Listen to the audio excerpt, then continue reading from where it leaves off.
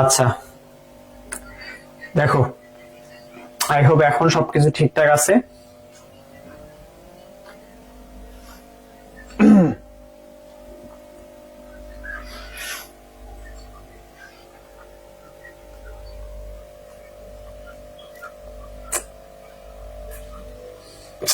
বুঝলাম আজকে তোমাদের সময় নেট গুলো খারাপ করতেছে, ডিস্টার্ব দিচ্ছে।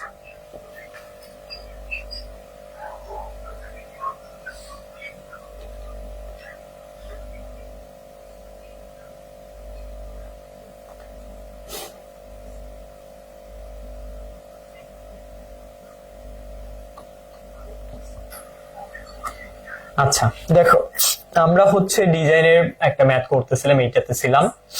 সো অনেক কথাই বলছি। সো প্রথমত তো ভিডিও অনেকটা কেটে গিয়েছে। সো আমি হচ্ছে একটা কাজ করি। কি কাজ? সেটা হইলো যে আমি তোমাদেরকে এটা আরেকবার রিভিউ করে দিই নতুন করে। হ্যাঁ, তোমরা আরেকবার একটু দেখো।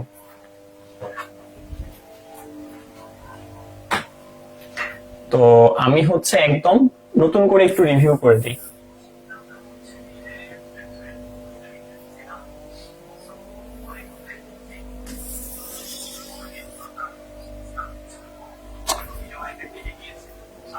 একটা পাইলে আরেকটা পাই না, আরেকটা পাইলে আরেকটা পাই না।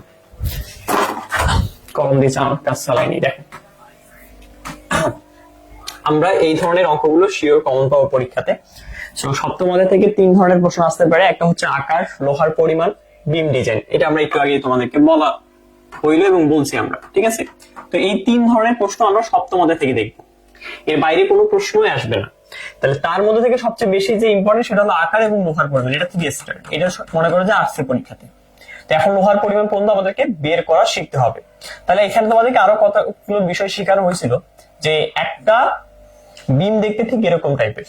হ্যাঁ, তো এই যে নিচের দিকে যে লোহাগুলো রয়েছে বা রড গুলো রয়েছে, এই রডের পরিমাণটা আসলে আমাদেরকে বের করতে হয়। তো নিচের দিকে এই যে টান প্রতিরোধ করার জন্য এগুলো রড কিন্তু ব্যবহার করা হয়। আমরা সাধারণত এগুলো জানি যে বিমের নিচে কি হয়, নিচের টান প্রতিরোধ করার জন্য এই রড ব্যবহার করা হয়, আর উপরে তো সাধারণত কনক্রিটের চাপ প্রতিরোধ করার জন্য কনক্রিট থাকে। এখন এই রডের সংখ্যাটা কত হবে, সেই সংখ্যাটা বের করার জন্য আমাদের নরমাল সূত্র হচ্ছে কি, যে রডের সংখ্যা ইজ ইকুয়াল এস বাই হচ্ছে ছোট হাতের এস, অর্থাৎ আমাদের এই রডের সেকশনটার ক্ষেত্রফল ডিভাইডেড বাই হচ্ছে যে আমরা রডটা ব্যবহার করব সেই রডের ক্ষেত্রফল। এখন এই এস টা বের করতে গেলে আবার আমাদের এখানে একটা ফর্মুলা আছে, যেই ফর্মুলাটা আমরা মোমেন্টের যে সূত্র আমরা জানি, সেই মোমেন্টের সূত্র থেকে আমরা এটা বের করতে পারি। একটু আগে তোমাদেরকে মোমেন্টের সূত্রটা কিন্তু দেখানো হয়েছে। তাহলে মোমেন্টের সূত্র ইকুয়াল আমরা কি লিখতে পারি, এস ইনটু হচ্ছে এফএস ইনটু জেডি। সেখান থেকে আমরা এস ইকুয়াল লিখছি M divided by FS into JD. তাহলে এস বের করতে গেলে দেখো কত কি লাগতেছে, এম লাগতেছে, ডি লাগতেছে, এফএস লাগতেছে, জে লাগতেছে। সেই জন্য কিন্তু আমরা যখনই এই ম্যাথগুলো সমাধান করি, যখনই দেখবে যে এই ম্যাথগুলো আমরা সমাধান করি, তখনই আমাদের প্রথমের দিকে ধাপেই দেখবে যে প্রথম ধাপ বই কিন্তু এরকম ধাপ আকারে দেওয়া আছে। কিন্তু কেন ধাপ আকারে দেওয়া আছে, এটার কারণ তোমাকে বুঝতে হবে। কারণ এই যে ধাপ আকারে যখন দেওয়া থাকে, যে ধাপ 1 বা 2, হ্যাঁ, এই যে ধাপ 1, এই ধাপ 1 এ কি করতে হয়, মোমেন্ট বের করতে হয়, এম বের করতে হয়। সেই জন্য কিন্তু আমাদেরকে এই এমটা আগে বের করতে হয়, কারণ এমটা লাগতেছে এস বের করতে গিয়ে, যার কারণে এমটা বের করতে হবে এখানে। হ্যাঁ, এরপরে কি লাগবে, ডি লাগবে, কারণ ডিটাও ওখানে সূত্রে আছে। ডিটাও কি আছে, এই সূত্রের মধ্যে কিন্তু আছে, এই যে ডিটাও এই সূত্রের মধ্যে আছে, তাহলে ডিটাও লাগবে। তাহলে দেখো এম বের করার সূত্রটা কি আসলে, যেহেতু এটা একটা সাধারণভাবে স্থাপিত বিম, আমরা সবাই জানি, যদি না জানি কেউ তাহলে একটু মনে রাখবা, সাধারণভাবে স্থাপিত বিমের ক্ষেত্রে মোমেন্ট হচ্ছে মোট লোড। হ্যাঁ, মোট লোড ডাব্লু এল বাই হচ্ছে 8। এটা কিন্তু আমি ডাব্লু লিখছি, মানে বড় হাতের ডাব্লু, এটা কিন্তু ওমেগা না। আর যদি ওমেগা হিসেবে লিখতে চাও তাহলে আমরা সেটাকে লিখতে পারি ওমেগা এল স্কোয়ার বাই হচ্ছে 8। এই জিনিসটা একটু আগে তোমাদেরকে বোঝানো হয়েছে। তো দেখো এখানে moment is equal omega L into L divided by 8।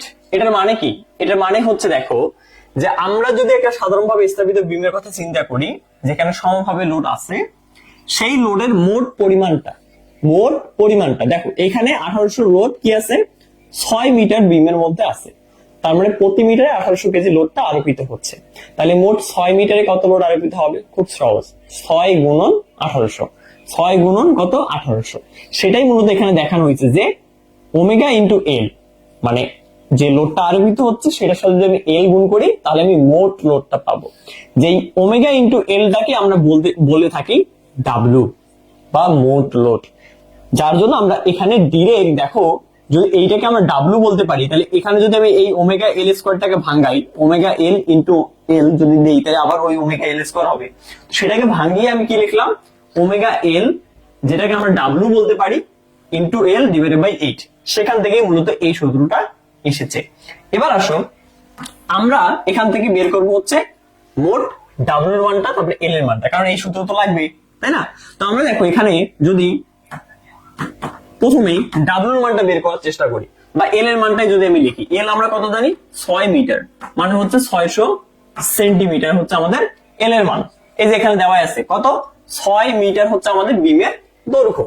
এবার আসো যে এখানে 6 মিটার যদি বিমের দৈর্ঘ্য হয় তাহলে প্রতি মিটারে কত কেজি আছে, 1800 কেজি আছে। তাহলে আমরা যদি এখান থেকে মোট ডাব্লুর মানটা বের করতে চাই তাহলে মোট ডাব্লু ইকুয়াল কি হবে, 1800 কেজি ইন্টু 6, তাহলে এটাকে গুণ করলে হচ্ছে 10,000, আমাদের উত্তরটা আসতেছে কত, 10,000 400 না 800, দেখি 10,800 কেজি। কত কেজি, 10,800 কেজি। এইটা আসতেছে আমাদের মোট ডাব্লুর মানটা। কিন্তু এখানে আরেকটা ছোট্ট ঝামেলা আছে, এই ঝামেলাটা তখন আমি তোদেরকে বলতে চাচ্ছিলাম, সেটা হলো যে 1800 কেজি এই লোডটা কিন্তু বিমের নিজস্ব ওজন বাদে। তার মানে দেখো একটা বিম তার কিন্তু নিজস্ব ওজন আছে, একটা বিমের নিজস্ব কিছু ওজন আছে। আমরা যে বিমে কনক্রিট ইউজ করছি, স্টিল ইউজ করছি, ওটার তো একটা নিজস্ব ওজন আছে, অনেক ওজন আছে কিন্তু ওটারে। আর আমরা যে ওজনটা এখন ক্যালকুলেট করবো সেটা হচ্ছে আমরা যে দাঁড়াই আছি স্ল্যাবটার উপরে বা বিমটার উপরে সেটার ওজন। কিন্তু ওই বিমেরও তো একটা নিজস্ব ওজন আছে, সেটা কিন্তু বের করতে হবে। সেটা বের করার ফর্মুলা হচ্ছে যে প্রতি মিটার কিউবে সাধারণত আমরা বিমের ওজন ধরবো 2400 কেজি। কত কেজি, 2400 কেজি প্রতি মিটার কিউবে। তাহলে প্রতি মিটার কিউবে যদি 2400 কেজি হয়ে থাকে, তাহলে এখন আমরা যে বিমটা বর্তমানে ব্যবহার করতেছি এই অঙ্কে, সেই বিমটার মোট আয়তন তাহলে বের করতে হবে। আয়তনের সূত্র দৈর্ঘ্য গুণন প্রস্থ গুণন উচ্চতা। তাহলে এখন দেখো যে আমরা যদি এটাকে ডাব্লু, তো এটাকে আমরা দেখতেছি মোট লোড, তাহলে এটাকে আমরা একটা কাজ করি, W1 দ্বারা প্রকাশ করি, মানে এটা হচ্ছে আরোপিত লোড, আরোপিত মোট লোড। আর W2টা হচ্ছে আমরা কি বের করি, বিমের নিজস্ব লোড। তাহলে বিমের মোট দৈর্ঘ্য হচ্ছে কত মিটার, 6 মিটার। তাহলে দৈর্ঘ্য গুণ প্রস্থ গুণ উচ্চতা, তাহলে দৈর্ঘ্য গুণ করলাম, এবার লাগবে প্রস্থ। তাহলে এখন বিমের প্রস্থ কতটুকু হতে পারে, দেওয়া আছে অঙ্কের মধ্যে, কোথাও কিন্তু দেওয়া নেই প্রস্থের মান। তাহলে কি করতে হবে ভাইয়া, ধরতে হবে। তাহলে আমাদের এখানে কি করতে হবে, ধরে নিতে হবে। আমরা ধরে নেব যে বিমের প্রস্থ হচ্ছে 25 সেন্টিমিটার, তাহলে দৈর্ঘ্য হবে তার দ্বিগুণ, মানে হচ্ছে 50 সেন্টিমিটার, ইন্টু হচ্ছে 2400। তাই কিছু বুঝি নেই, আমি বুঝাচ্ছি। দেখো আমাদেরকে দেখো যখন এরকম অঙ্ক করতে দিবে তখন কিন্তু এখানে বিমের আকারটা দেওয়া থাকবে না, আকারটা আমাদেরকে বের করতে হবে। কিন্তু যখন আমার অঙ্কের মধ্যে আরো একটা জিনিস দেওয়া থাকবে যে নিজস্ব ওজন বাদে, তখন আমাদের বিমের নিজস্ব ওজন বের করতে হবে। তো বিমের নিজস্ব ওজন বের করার একটাই উপায়, সেটা হলো যে আমরা জানি বিমের পার মিটার কিউবে ওজন হচ্ছে 2400। তাহলে এখন এই বিমটার মোট আয়তন কত সেটা বের করি। ধরো যে মোট আয়তন 10 মিটার কিউব, তাহলে 2400 ইন্টু 10, 24,000 হবে ওজন। কিন্তু এখন এইটার যে মোট আয়তন বের করবো আমি বিমের, তাহলে বিমের দৈর্ঘ্য ইন্টু লাগবে, প্রস্থ ইন্টু লাগবে, উচ্চতা লাগবে। কিন্তু বিমের তো দৈর্ঘ্য দেওয়া আছে 6 মিটার, ভালো কথা, কিন্তু এটা না আছে দৈর্ঘ্য, না আছে প্রস্থ, না আছে তোমার প্রস্থ, না আছে উচ্চতা। তো আমাদের এই প্রস্থ উচ্চতাকে যদি ধরে নেই, এটাকে ধরে নেওয়ার সিস্টেম হচ্ছে যদি প্রস্থ 25 হয় তাহলে উচ্চতা, বা আমি যদি ধরে নেই যে তোমার বি এর মান 25 হয় তাহলে ডি এর মান কত হবে, তার দ্বিগুণ হবে। এটা সূত্র, এটা মনে রাখতে হবে। তাহলে যদি ধরো সাপোজ তুমি এটাকে এভাবে ধরো, তুমি এটাকে 30 ধরো, তাহলে এটা কত হবে, তোমার 60 হবে। তাহলে আমি যদি এটাকে 30 ধরি তাহলে এটা দ্বিগুণ হবে। তাহলে এটাকে যদি আমি এখন ক্যালকুলেশন করি, 30 আর 60 ধরে যদি ক্যালকুলেশন করি, তাহলে আমাদেরকে যে মানটা দেখাচ্ছে সেটা হলো 2592 কেজি। দেখো তো কারো কোনো আপত্তি আছে নাকি? কোনো আপত্তি নেই আশা করি কারো কোনো। এখন আমরা কি করতে পারি, আরেকটু ছোট করতে পারি। আমরা ছোট করে এই যে ডাব্লু মানে মোট ডাব্লুর মানটা বের করবো আমরা। W1 প্লাস হচ্ছে W2 10,825.92। ঠিক আছে, 10,825.92। তাহলে এখন এই দুটাকে যদি যোগ করে দিলে কত হয়? যোগ করলে আমাদের আসতেছে 13,392 এত কেজি। হ্যাঁ, এত কেজি কি পেলাম আমরা? মোট ডাব্লুর মানটা পাইলাম। তাহলে এখন আমরা এখানে গুণ করে দিই। তাহলে মোট ডাব্লু হচ্ছে 13,392 ইন্টু, এখানে দেখো এল এর মানটা তুমি 6 দ্বারা গুণ করতে পারো, আবার 600 দ্বারা ডিরেক্ট গুণ করতে পারো। একটা কথা মাথায় রাখবা, আমরা যে এখানে ক্যালকুলেশন গুলো করব পরবর্তীতে যেগুলো আসবে ক্যালকুলেশন, এগুলো কিন্তু সব সেন্টিমিটার হবে। তার জন্য আমরা একেবারে একটা কাজ করি, এই দৈর্ঘ্যটাকে সেন্টিমিটারে কনভার্ট করলাম, মানে 6 মিটারটাকে সেন্টিমিটার করলে 600 হয়। তাহলে 600 করে এখন আমরা যদি গুণগুণ করি তাহলে আমাদের অ্যান্সারটা আসতেছে কত? আমাদের অ্যান্সারটা আসতেছে হলো তোমার 104,420 কেজি সেন্টিমিটার। হ্যাঁ, এটা আসলে কার মান? আমাদের মোমেন্টের মান। তাহলে আমরা ইজিলি মোমেন্টের মান পেয়ে গেলাম। তাহলে এবার আমাদের লাগবে কি? পরে স্টেপে ডি লাগবে। দেখো সহজ জিনিস ভাই, তোমরা এই জিনিসগুলো গেলে গুলো করিও না কেউ। দেখো আমরা, আমাদের টার্গেট হচ্ছে এএস এর মানটা বের করা। টার্গেট কি কাকে? এএস কে। তো এএস এর জন্য সূত্র লাগতেছে এম, লাগতেছে ডি, লাগতেছে এফএস, লাগতেছে জে। তো এফএস এবং যেটা আমরা এমনিতে বের করতে পারবো, কিন্তু ডিটা এমনিতে বের করা সম্ভব না। তাই এর পরের যে স্টেপটা হবে, এর পরের স্টেপে আমরা ডি বের করব। তাহলে আমরা 3 নাম্বার ধাপে কি বের করব? ডি বের করব। আচ্ছা, আমি যদি বলি আমার ধাপের সাথে কিন্তু তোমাদের বইয়ের ধাপ মিলবে না, কারণ আমি একটু শর্টকাটে করাচ্ছি, আর শর্টকাটে করাটা সবচেয়ে ইজি। বইয়ে তো অনেকগুলো ধাপ ধরছে। প্রথমে দেখবে বইয়ের ধাপে কি ধরছে? প্রথমে মোট লোড বের করছে, যেখানে আমি মোট লোডটা এখানেই বের করছি, তাহলে একটা ধাপ বাদ গেল। আবার বইয়ে দেখবে যে তোমার এখানে মনে হয় শিয়ার ফোর্সও বের করছে। শিয়ার ফোর্সের তো এই অঙ্কের জন্য প্রয়োজন নাই, তো শিয়ার ফোর্স আমি এখানে বের করব না। ভি এর কোনো এখানে প্রয়োজন আমার আছে বলে মনে করতেছি না, সো বেরও করব না। তো এখন দেখো দ্বিতীয় ধাপ, ধাপ 2 এ আমি এবার লিখবো ডিরেক্ট গভীরতা। তাহলে ধাপ 2 এ কি বের করব? ডিমের গভীরতা। গভীরতা কি? ডি। এবার আসো, এই ডি এর সূত্র তোমরা একটু আগে প্রমাণ করলা কি? এম ভাগ আর বি। এম ভাগ আর বি প্রমাণ করছো কিনা? করছি ভাইয়া। কিন্তু এইটাকে তোমরা অনেকেই মনে রাখতে পারো না, অনেকেই কিন্তু মনে রাখতে পারো না। বাট আমি তো তোমাদের একটু আগে একটা জিনিস শিখালাম। কি শিখাইছি? যে তোমরা শুধু 2টা সূত্র মনে রাখবে। কয়টা সূত্র? 2টা সূত্র। একটা হচ্ছে এই যে এম ইকুয়াল এইটা, আমি সূত্রগুলো আরেকবার একটু লিখে দিচ্ছি। দেখো, একটা হচ্ছে তোমার এম সি এর সূত্র, আর একটা হচ্ছে এম এস এর সূত্র। এম সি সূত্রে কি হয়? হাফ লিখতে হয়, তারপরে এখানে 1 লিখতে হয়, এখানে ক্ষেত্রফল বিডি স্কয়ার, এখানে ক্ষেত্রফল এস, এখানে এফ সি, এখানে এফ এস, এখানে ডি আছে অনেকগুলো, ডি আর লেখার দরকার নেই। তাহলে জে কে, এখানে ডি এর অভাব, তাহলে জে ডি। এই 2টা সূত্র মনে রাখতে কি খুব কষ্ট হবে? এই 2টা সূত্র মনে রাখবে, আর কোন সূত্র মনে রাখার দরকার নেই। না, তোমার এই এস এর এই সূত্রটা মনে রাখার কোনো দরকার নেই। কেন মুখস্থ রাখবো ভাই? তুমি এই 2টা সূত্র দিয়ে তো এখান থেকে দেখো, এই যে এস, এখান থেকে আমরা এস এর সূত্র বের করতে পারি। এবার আসো, এই যে ডি এর যে সূত্রটা, সেই ডি এর সূত্রটা আমরা এই যে এখান থেকে বের করবো। কোনখান থেকে? এই যে 1 নম্বর থেকে, এই 1 নম্বর থেকে বের করবো। কি সূত্র? দেখো আমরা কি জানি, দেখো আমরা ডি এর এই সূত্র বসাবো না, আমরা এইভাবে অঙ্ক করব না। আমরা দেখো বিমের মোট গভীরতার জন্য কি করব? দেখো যে আমরা জানি এমসি, যেটাকে আমি একটু আগে বলছি যে এমসি মানে এম বা এমসি মানে এমএস, এটা তোমাদেরকে আগেও বলা হয়েছে। কারণ বিমের তোমার কনক্রিটের যে মোমেন্ট আর স্টিলের মোমেন্ট সেম, একই হবে। সো একই হওয়ার কারণে এগুলোকে আমরা একই লিখতে পারি, বা ডিরেক্ট আমি যদি এখানে এমও লিখি কোনো আপত্তি নাই। তাহলে এটাকে কি লিখতে পারি? Half BD square F C into হচ্ছে জে কে। এই সূত্রটা মনে রাখো। এবার তোমরা এখান থেকে এবার কি বের করবে? ডি বের করবে। তাহলে এবার তুমি ডি বের করার সূত্র কি? তাহলে ডি স্কয়ার। তাহলে দেখো এই যে হাফ বি, তারপরে এফ সি জে কে, এগুলো সব কি আকার আছে? গুণ আকার আছে না? তাহলে এই সব গুণগুলো এই এম এর সাথে কি হয়ে যাবে? ভাগ হয়ে যাবে। কত সহজ! হ্যাঁ, না তোমাকে ওই আর এর চিন্তা করতে হবে না, তোমাকে মানে এগুলো চিন্তা করা বাদ দাও। এগুলো চিন্তা করার জন্য তো মাথার মধ্যে ঝামেলা পাকাই নাও। এগুলো বাদ।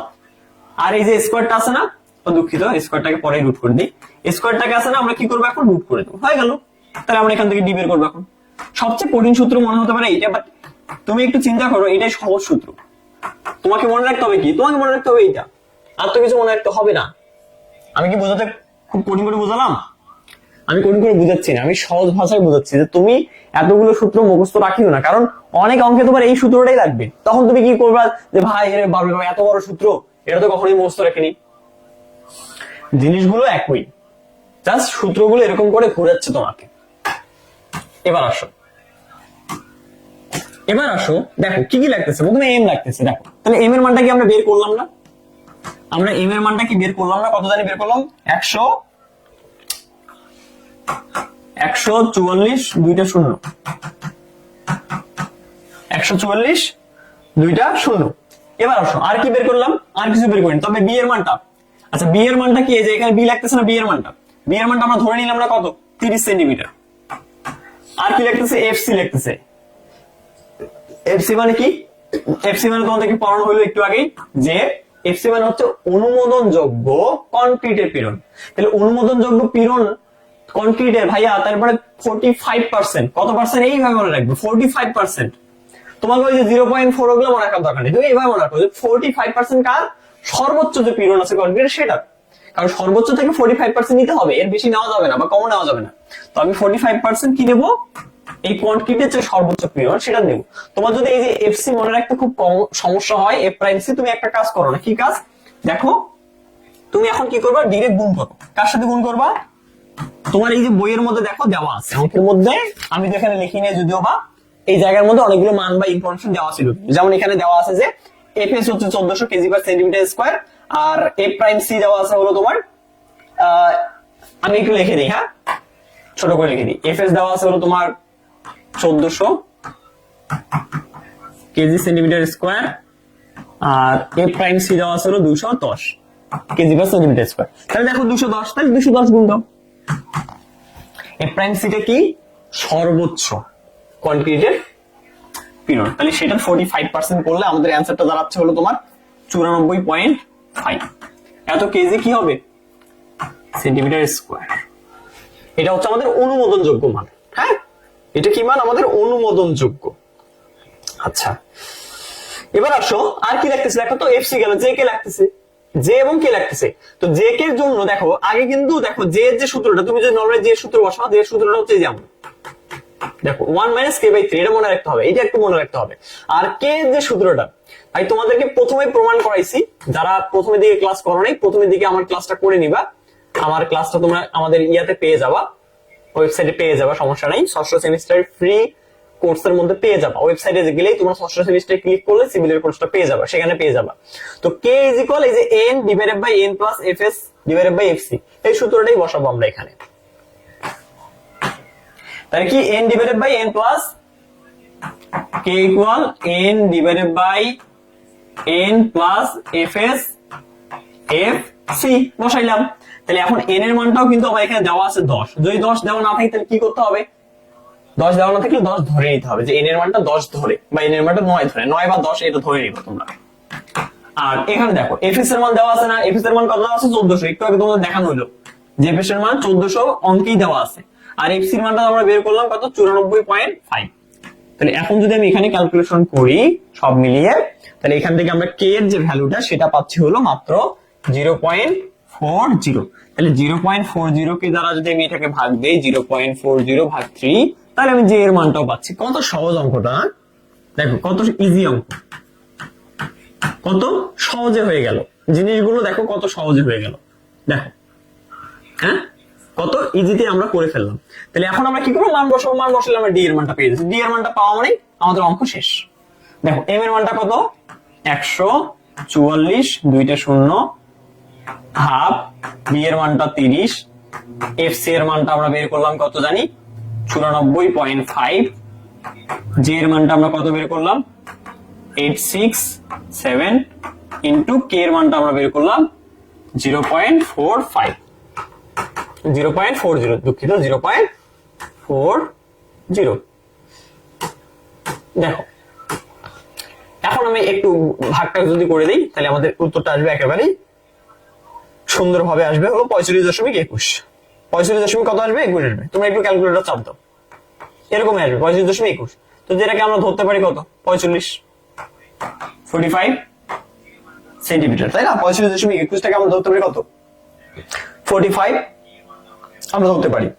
অনেকে 46 ধরে, আমি 45 ধরতে পারি, অথবা তুমি চাইলে 46 ধরতে পারো, যেমন বইয়ে 46 ধরা আছে। এটা কোনো ব্যাপার না, এটা কোনো ব্যাপার না, বা এতে তোমার পরীক্ষার খাতায় কেউ মার্কও কাটবে না। এটা নিয়ে তুমি নিশ্চিন্তে থাকো যে তুমি যদি এটাকে 40 দেখা যাচ্ছে 45 এর কাছাকাছি 21, যদি এরকম হইতো যে 50-র উপরে, তাহলে ঠিক আছে, সেক্ষেত্রে 46 ধরা যায়, তাও 46 ধরতে বইয়ে। তো আমি যেহেতু ক্যালকুলেশন করতেছি না দ্রুত অ্যান্সার গুলো লেখার জন্য, সেই জন্য আমি বইয়ের মতো করে ধরে নিলাম, ঠিক আছে? বাট তোমরা 45 লিখতে পারবা, সমস্যা খুব একটা নাই। হ্যাঁ, তাহলে দেখো আমরা কি বের করলাম? আমরা কার্যকরী গভীরতা ডি এর মান বের করলাম কত? 46। এতটুকু পর্যন্ত সবাই ক্লিয়ার কিনা একটু জানাও তো কমেন্ট করে। খুব কষ্ট হয়েছে বুঝতে, বলো তো? এগুলো বুঝতে খুব সমস্যা হয়েছে? দেখতে খুব মারাত্মক লাগতেছে, বাট জিনিসগুলো খুবই ইজি। যদি প্রথম থেকে তোমরা ক্লাস যারা করছো তাদের কাছে এটা খুব ইজি, প্রথম থেকে ক্লাস না করলে জিনিসগুলো খুব কঠিন।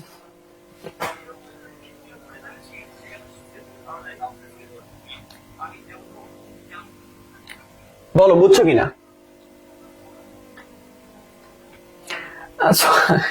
যারা ফার্স্ট সেমিস্টার সেকেন্ড সেমিস্টারে পড়াবেন তারা চিন্তা করতেছে নীরব ভাই আবার এগুলো কি ক্লাস নিচ্ছে উল্টা পাল্টা।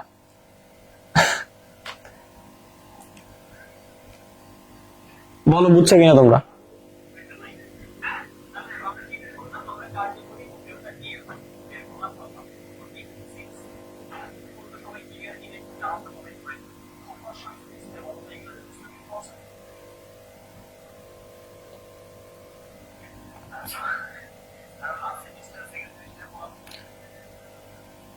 বলেন বুঝছেন কিনা?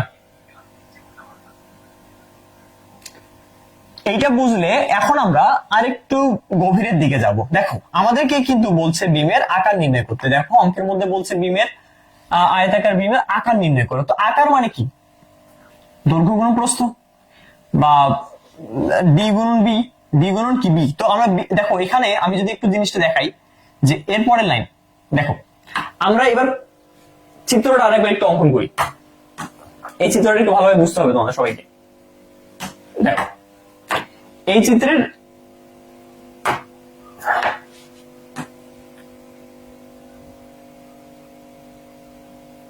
আমার চিত্রটা ওইভাবে হয়নি ভালোভাবে, তাও তোমরা একটু মনে রাখো। হ্যাঁ, মাঝামাঝি দেখো এই চিত্রের এই জায়গায় দুইটা রড, এই জায়গায় তিনটা যে রড আছে, ভালো করে একটু দেখো। একটু তোমাদের কয়েকটা জিনিস দেখাবো এখানে। এই জায়গায় ডিটা হচ্ছে তোমার এখান থেকে শুরু করে এই পর্যন্ত, মানে এটা মোট, এই মোটটা হচ্ছে আমার ডি এর মান। এই মোটটা হচ্ছে কার মান? মোটটা হচ্ছে ডি এর মান, মোট গভীরতা। আর সেম ভাবে তোমার এখান থেকে শুরু করে এই মাছ বরাবর পর্যন্ত, এই মাছ পর্যন্ত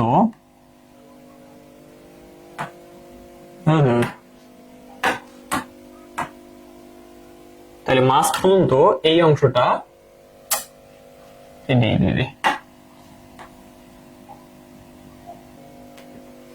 মনে করো মাঝে হয়েছে, দুটো একটু বাঁকা হয়েছে। মাছ পর্যন্ত এই অংশটা হচ্ছে আমাদের ছোট হাতের ডি এর মান। আমাদের লাগবে কি বলতো? আমাদের লাগবে হচ্ছে বড় হাতের ডি এর মান। দেখো এখানে আমাদের কি লাগবে হচ্ছে বড় হাতের ডি এর মান। তো এখন তুমি একটু দেখো এই যে অংশটা দেখতেছো, বাকি যে অংশটা দেখতেছো, এখান থেকে এতটুকু, এই যে এখান থেকে এতটুকু, এতটুকু তো হচ্ছে আমাদের ডি এর মান, যেটা আমরা বের করলাম কত? ডি এর মান যেটা আমরা বের করলাম 46। ডি এর মান বের করলাম কত? 46। কিন্তু এই যে এখান থেকে শুরু করে এতটুকু পর্যন্ত, এই এতটুকু অংশ কিন্তু আমাদেরকে কভারিং দিতে হবে। হ্যাঁ, তো কভারিং এর যে পরিমাণটা, সেই কভারিং এর পরিমাণটা আমরা ধরে নেই হচ্ছে 5 সেন্টিমিটার। কত সেন্টিমিটার? 5 সেন্টিমিটার। মনে রাখবে যে কভারিং আমরা সবসময় 5 সেন্টিমিটার ধরে নেব। 5 সেন্টিমিটার বা হচ্ছে 50 মিলিমিটার। তো কভারিং যদি এতটুকু 5 সেন্টিমিটার হয়, তাহলে 5 সেন্টিমিটার যোগ করে দেই, তাহলে কত হবে? তোমার মোট আমাদের ডি এর মানটা হবে, মোট যে ডি এর মানটা সেটা হবে হলো আমাদের 50 সেন্টিমিটার। তাহলে এই জিনিসটা একটু মাথায় রাখবে। এখন দেখো যে এখন D is equal covering 5 centimetre ধরে, কভারিং 5 সেন্টিমিটার ধরে। তাহলে কভারিং যদি 5 সেন্টিমিটার ধরে নেই, তাহলে হচ্ছে কত? দেখো 45 প্লাস হচ্ছে 5, তাহলে 50 সেন্টিমিটার আমাদের ডি এর মান। অতএব বিমের আকার কি হবে 30 ইন্টু 50 সেন্টিমিটার। দেখো নর্মালি বিমের আকারটা ঠিকঠাক আছে কিনা সেটা যদি আমরা পরীক্ষা করতে চাই আমরা কিন্তু দুঃখিত, এটা 46 হবে। আরে ধর 46 তাহলে হবে কত 51। দেখো বিমের আকারটা ঠিকঠাক আছে কিনা যদি আমরা পরীক্ষা করতে চাই, তো নর্মালি দেখো আমরা প্রথমে আকার ধরছিলাম 30, তো 30-এর যদি ডাবল করি তাহলে আমাদের আকার হইতো কত, আমাদের আকার হইতো 60, আমাদের আকার হইতো কত 60 সেন্টিমিটার। বুঝো বিমের আকার আমরা ধরে নিয়েছি 30, তাহলে এর দৈর্ঘ্য সর্বোচ্চ কত হবে 60 হবে, 60 বেশি হবে না।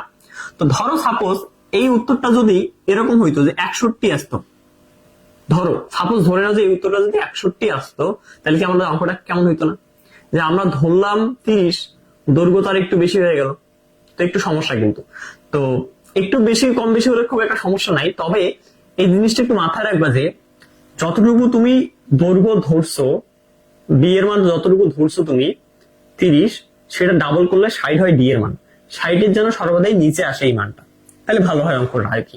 তো 60-এর নিচে আসছে তার মানে কি আছে এখানে ঠিক আছে, আমরা লিখবো যে ঠিক আছে, মানে আমাদের হিসাব ঠিক আছে যে আমরা 30 ধরছি, দৈর্ঘ্য 60 হওয়া উচিত ছিল, তো 60-এর নিচে আছে। হ্যাঁ তাহলে কি আছে 30 ইন্টু 51 আছে, এটা হলো আমার আকার। আচ্ছা এখন আমরা তো আকার বের করলাম তাই না, এবার কি লাগবে, এবার আমাদের লাগবে রডের পরিমাণটা, রডের পরিমাণ। এটা উত্তর একটা শেষ। হ্যাঁ এবার আমরা কি লিখবো ধাপ 3 নাকি রডের একেবারে লিখবো রডের পরিমাণ, এত টাইম নাই। রডের পরিমাণ, রডের পরিমাণ সূত্র কি এস ভাগ হচ্ছে ছোট হাতের এস। এখন বড় হাতের এস তুমি এই যে বের করছো মনে হয়, এখনো বের করো নাই না, এখনো ভাইয়া বের করিনি, তাহলে বড় হাতের এস টা বের করে ফেলি। বড় হাতের এস এর সূত্র কি দেখো, বড় হাতের এস এর সূত্র কি, আর এই সূত্র এইটা আমার এখন লাগবে না, এটাকে বাদ দিয়ে দিই, এটা এখন আমার প্রয়োজন নেই, এটা বাদ দিয়ে দিলাম। ঠিক আছে দেখো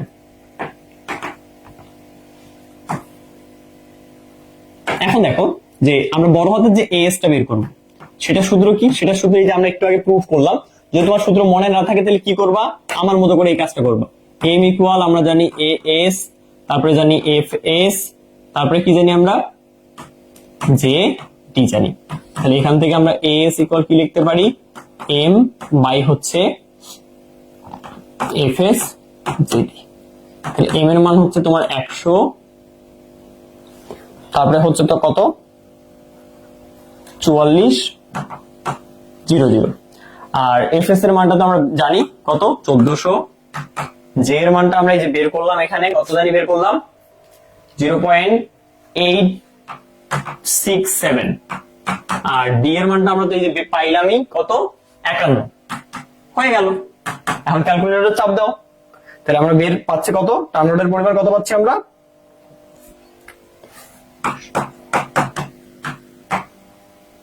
এত, এটা আমরা কিসে বের করলাম এত সেন্টিমিটার স্কয়ার, তাহলে এত সেন্টিমিটার স্কয়ার।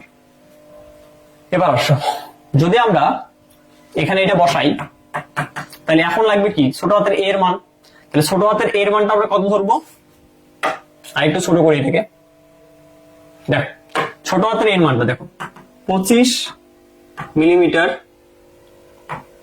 রড ব্যবহার করলে, এবার রডের ক্ষেত্রফল, তাহলে এস ইকুয়াল কি হবে পাই বাই 4 ইন্টু 2.5, 2.5 কেন, কারণ এই 25 মিলিমিটারটাকে আমরা 10 দ্বারা ভাগ করছি, 10 দ্বারা ভাগ করলে সেটা সেন্টিমিটারে কনভার্ট হয়ে যাবে।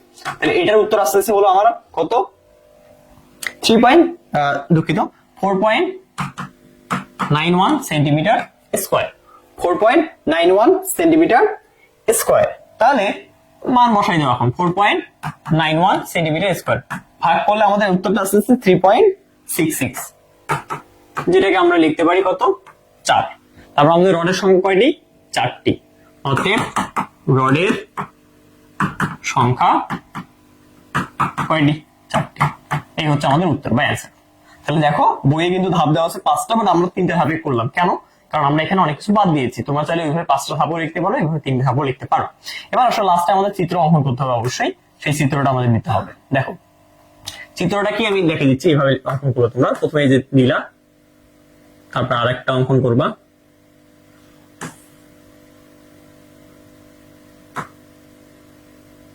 আরেকটা অঙ্কন করবা। এবার তুমি এখানে এখন বলো কয়টা রড লাগতেছে, কয়টা রড লাগতেছে? 4টা। তাহলে নিচে দিবা 4টা, এই যে 1টা 2টা 3টা 4টা। উপরে দিবা কয়টা? 1টা 2টা। আর লাগতেছে নাকি? আর লাগতেছে না। 1টা 2টা। এবার আসো, তুমি এখানে দেখাই দিবা যে এই রডগুলোর পরিমাণ, এই রডগুলোর যে ডায়া তুমি ধরছো, এখানে লিখে দিবা কয়টা রড? 4টা রড। কত ডায়া? 25 mm dia. 4টা রড 25 mm ডায়া। এবার তুমি এখানে যদি মোট দৈর্ঘ্যের কথা বলো, মোট দৈর্ঘ্যটা এখানে লিখে দিতে পারো। এখান থেকে এতটুকু পরিমাণ, এটা হচ্ছে আমাদের মোট ডেপথ। কত? d is equal 51। কার্যকরী গভীরতা তুমি এখানে দিতে পারো, এখান থেকে এতটুকু অংশ, এতটুকু অংশ কি? এটা তোমার নিউট্রাল অ্যাক্সেস। সো আমরা এখান থেকে যদি এতটুকু চিহ্নিত করি, তাহলে এতটুকু অংশ থেকে এতটুকু অংশ হচ্ছে আমাদের ছোট হাতের ডি, যেটা আমরা বের করছিলাম 46 সেন্টিমিটার। আর কিছু কি লাগবে চিত্রে? আর কিছু একটা লাগতে পারে, যে যেমন এইটা প্রস্থ, এখান থেকে এতটুকু কত আমরা ধরে নিয়েছিলাম 30, বি ইজ ইকুয়াল 30 সেন্টিমিটার। এই চিত্রটা একটু অঙ্কন করে দিবা। হ্যাঁ, আরেকটা লাস্ট পেয়েছি যে কভারিং, এখান থেকে এতটুকু 5 সেন্টিমিটার, যেটা আমি একটু আগে বললাম। ক্লিয়ার? ওকে, ফাইন।